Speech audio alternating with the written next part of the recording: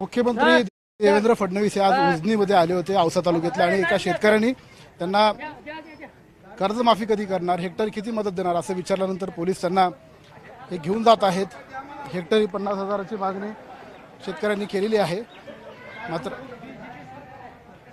मात्र इथले पोलीस अधिकारी त्यांना इथून घेऊन जाताना दिसून येत आहेत. थांबा, त्यांना बोलू द्या. काय म्हणणं आता ते दारू पिलेत की नाही ते कसं करणार आहे? मेडिकल तुम्ही करा ना नंतर. मग आता बोलू द्या. ते माध्यमाशी बोलत आहेत. मला सांगा तुम्ही मुख्यमंत्री संवाद साधत असताना नेमकी काय मागणी केलेली आहे आणि काय म्हणणं आहे? मी सर फक्त एवढंच विचारलं की हेक्टरी मुख्यमंत्री साहेब आम्हाला किती मदत जाहीर करू शकतात. आमचं कमीत कमी लाखो रुपयाचं नुकसान झालंय. हे म्हणतात सर सगळं आम्ही करू म्हणजे किती करू? कारण फक्त पत्रकारासमोर हे फक्त आम्हाला आश्वासन देतात. 8,000 म्हणतात, 10,000 म्हणतात. आमचं लाखोचं झालंय. ह्यांनी किती देणार आहेत आम्हाला नुकसान ते जाहीर करावं ना.